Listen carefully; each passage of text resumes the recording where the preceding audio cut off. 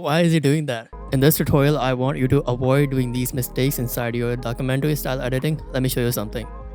We don't move our heads like this when we're reading a book or looking at the phone, right? And now look at this. This is what I'm talking about. But everyone I see on social media, the beginner editors and even the professional editors, especially when I point out this mistake, they're always like, oh, the client budget was quite small, so I didn't get a chance to put any further effort to it. Why do you do that? And the weirdest one was, I was out of shape. What do you mean out of shape? So jokes aside, I genuinely want the best for you. This is why I'm saying this, and I want to teach you how to do it. When you fix these mistakes, it will definitely become a reason for you to charge even better to your client, because you are filling a gap, and this market is all about filling the gaps. But to understand it, how it works, we need to flip the way we see it. Most of us see it as one-time client video, which is totally something you shouldn't be doing. Why? Because don't see it as a one-time client video, but see it as something that's gonna get you your future client. Like, look at this with an example. If the client can get same thing from literally 100 other editors, why would he bother to get you to do it? Does that make sense? So this is why we have to put effort to it. Putting effort is not a choice, is a necessity. Okay, now I want you to look at this image. This image looks like every other Magnus Media image, and anyone can have it, something that anyone can have it. And this is the issue, because it looks like anyone can have it, so anyone will have it. This is why we have to make it unique, a little bit unique inside animation. The images are given below in the description, and if you want the full animation file, you can get it on my Patreon, either as a one project, or you can join this tier where you can find multiple files for less. Okay, now to get started, first you need to have an image. I have this. I will import it inside Photoshop. If you don't have Photoshop, you can use Photopea like I'm doing. And then I will duplicate it and then go to this website and upload my image on this website just to isolate him. And I use this website because it gives high quality isolation unlike other websites. This is not a promotion though, this is just something I like. Okay, then import this guy inside Photopea, and then you're not gonna see the difference, so you have to turn off the layer to see him isolated. And now I will duplicate it just in case if I mess anything up.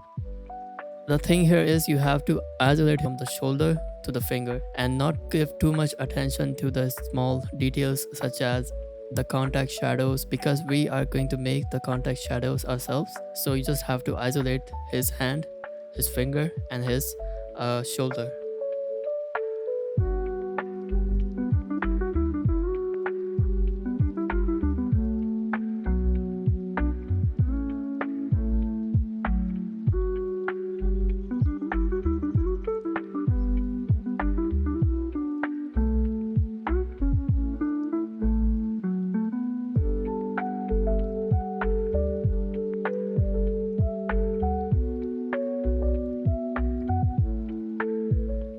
And once you have the selection done, you can hit Ctrl-Shift-J to isolate this on a new layer like this. And now we have to turn it off.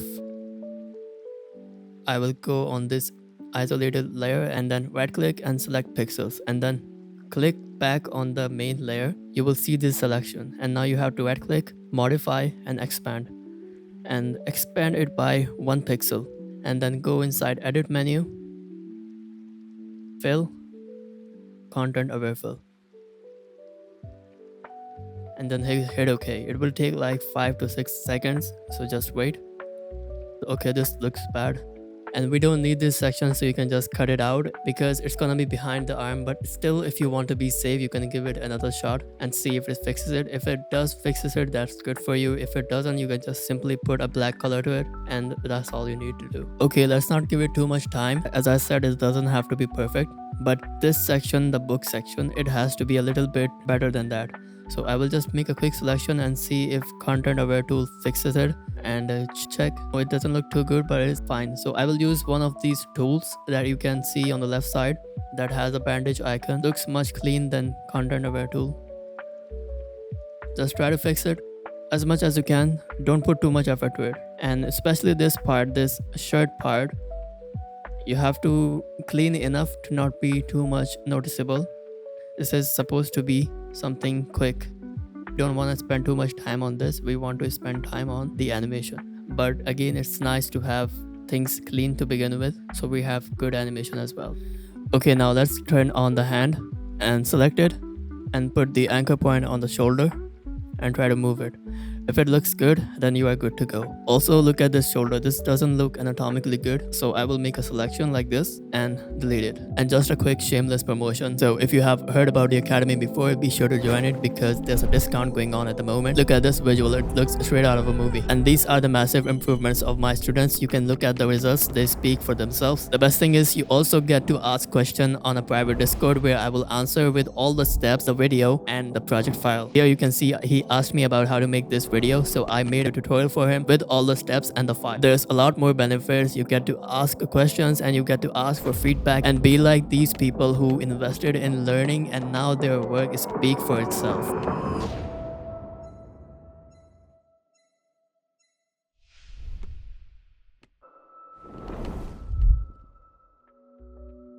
And after this, you can select the unused layers and put them inside a group. If you want to, you can just delete them and now name the layers, so it becomes easy for us inside After Effects. And one last detailing we need to do is make a new layer, and with the selection tool I'm going to make a shape like this below the finger and call it contact shadow. This is gonna be the contact shadow. You can do it inside After Effects, but let's just do it here. Place it like this and make it a bit soft.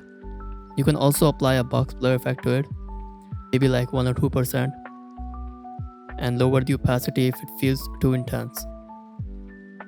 It's like that. Then to finally save it, go to File menu, Save as PSD and save it inside your local disk. Before we move to animation, first you have to go to Google, and if you want to put a different background to it, look it up on the internet and go to this website and download any of these that you like. Okay, now inside After Effects, before we import the PSD file, first you have to go to your After Effects composition, the projects panel, make a new composition. This is just a dummy composition because when you import a PSD file directly inside newly opened After Effects, then it can confuse between the duration of the PSD file. So we have to give a duration, let's say 5 seconds, 10 seconds, and then make this dummy composition. And now if you import this PSD file, make sure you have these settings and then hit OK. This file, this PSD composition will be exactly the same length as your dummy composition. And then import the background as well. Okay, now double click the PSD composition to navigate to it. And if there's any unused layers, you can delete them. And now you have to apply the puppet pins to his body. First, I'm going to apply one pin to his head, then both shoulders, and then neck, and then abdomen. And when you open this menu, you should be able to see all the keys of the puppet pin, or you can simply hit U to see all the keys. If I move this pin, you should be able to see this professional movement. Okay. So I'll just move it a little bit. Just make sure not to overdo it. We want to have subtle movement, not too much movement. And if you can add a breathing animation to it, that would be a plus point, but I think I will not be able to do that. But I think it's good. Yeah, and another thing you can do is, we have a book in his hand. I forgot to do it. I could have done it. I should have done it. Is you can put the puppet pins on the book as well and make the book move like closing and opening and closing and opening, something like that. So that would have been better. And then turn on the shoulder and put the anchor point on the shoulder like this, and put a puppet pin on his shoulder, the elbow, and then the wrist, and then on his knuckles. And now I can explain it further. You just have to follow what I'm doing, or you can just simply move your own arm like this, and observe your shoulder movement and your elbow movement and your wrist movement and your knuckles movement. So just do that how you would do it. And these are the initial keyframes, so I'm gonna move them forward. And now I have nothing on the start, and I can manipulate his hand so it will make new keys, and when I play it, it will have this kind of movement.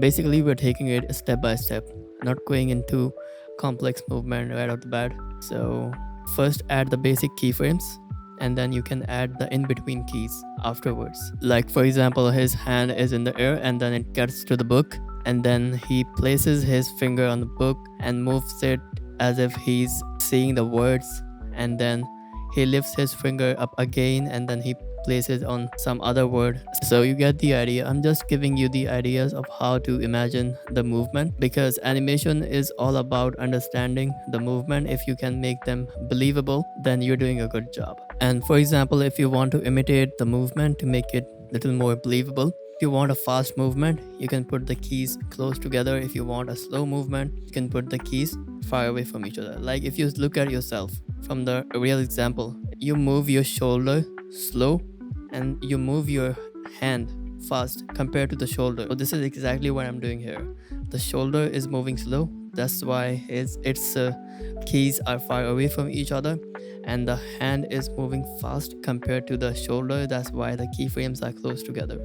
And also I forgot to mention, if you want some extra movement, you can also add the rotation and the position keyframes as well. Okay, now to animate the shadows, you have to do it manually with the position keys. And actually there's an easy way to do it. I don't know why I didn't do that. And that easy way, let me just tell you. So the easy way was, we have the hand already animated. What we could have done is duplicate the hand, mask out a small part from the finger, and put a fill effect to it and make it black. Give a little feather to the mask, give the position offset to that masked hand layer, and that would have made the contact shadow. We wouldn't have to add the position keys to it afterwards like we're doing now. So that would be the best way to do it.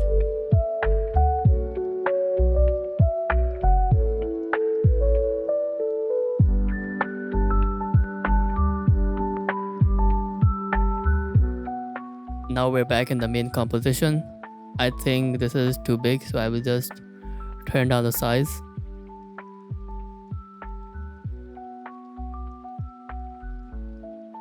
And now add a new solid and put CC JAWS effect to it to make this letterbox. And now add an adjustment and put a curves effect to it and do it something like this.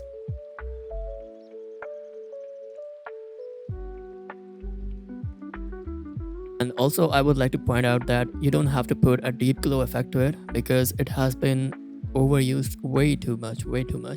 So I personally don't use it anymore. Like if I look back in 2025, I didn't use it at all. Not at all, but maybe let's say 10 to 15% in my videos, in my personal videos and in my videos for the clients. If you want to stylize it, you can put some textures to it, like halftone texture, paper texture. Paper texture is used a lot as well. I don't use anything that has been used way too much. I feel like things like these help you stand out, and not in the sense of standing out, but in the sense of isolating yourself. So whatever you make will feel like that you made it, if that makes sense. And here I have another adjustment on my timeline, and I've made a mask on it. And then after making a mask, I'm gonna put a fill effect to it and make it black, and make sure the mask is inverted. You could have just used a vignette effect, but I feel vignette effect is a bit limited in terms of shaping the vignette. So this is why I use mask with a fill effect on an adjustment layer. And now you can duplicate this adjustment and delete the fill effect. And if you want to, you can also delete the mask and then put an exposure effect to it. Alt click the exposure and you can type wiggle expression to it. This will make the blinking effect. If it feels like it's too slow, you can bump up the frequency. Okay, then you can add a new camera and copy my settings, and then add a new null object, make it 3D and attach the camera to that null object. Also, don't forget to make your objects 3D as well. And then you can add a key to the null object and just give it any sort of movement. You don't have to follow exactly what I'm doing. You just give it any sort of movement, either a sliding movement or either a zoom in or zoom out movement, whatever you want.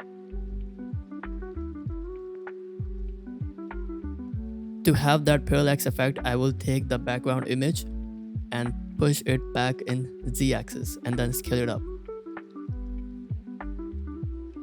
So if I play it, you can see there's a depth effect to it.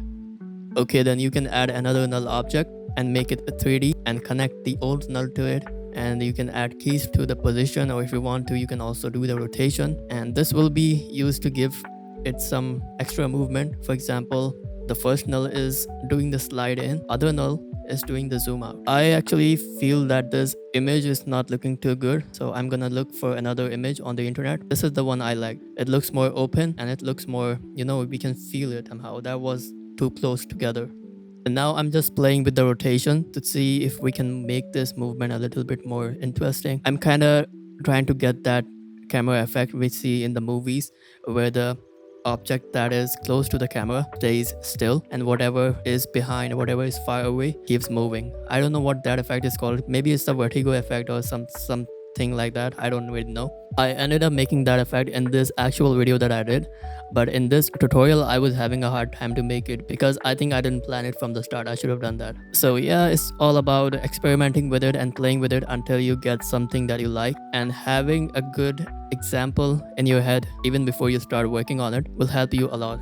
And now you can add another null object, make it 3D, and attach the last null object to it, and this one will be used to make that zoom transition effect. So for this, I'm gonna add a key, and then I will go one frame forward and then add another key with a huge value where we can see his hand zoomed in. And then I can add another adjustment just above it and put a camera lens blur effect to it. And this will help you make this hard transition a bit smooth.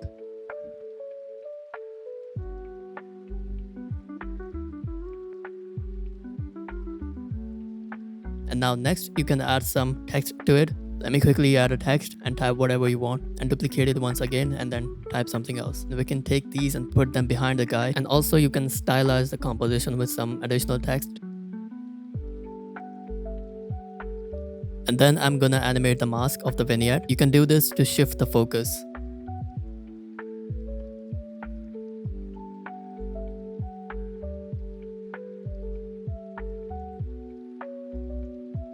Okay, and one more thing you can do is you can select the text and add a mask to it and invert it, give it some feather so it has this shadow. Actually, let's put a tint effect, double click it, and inside compositing option you have to click the plus icon. So this tint effect will only get applied inside this mask, and you can do that for all the text layers that you want this effect on. Make a mask, apply a tint effect, add compositing options so this effect will only be applied inside the mask, and then add feather to the mask, and that's it. Last and final thing you can do is add an adjustment layer and put a CC light waves effect to it. Copy my settings, move this point just above the window so feels as if the light is coming through the window. It makes it look a little bit more organic and dynamic. And that's it for this tutorial. I hope you liked it. As always, if you want a project file, you can head over to my Patreon. I'll catch up to you in the next tutorial. Goodbye.